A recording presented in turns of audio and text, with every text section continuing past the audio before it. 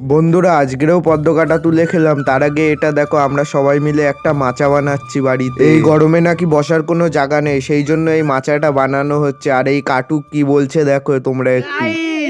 Welcome to মাছা guys, welcome to ভোলা, এই welcome to মাছা। এই দেখো হাত গেছে ফেটে, এই দেখো ফেটে গেছে, এই দেখো এই দেখো এই দেখো।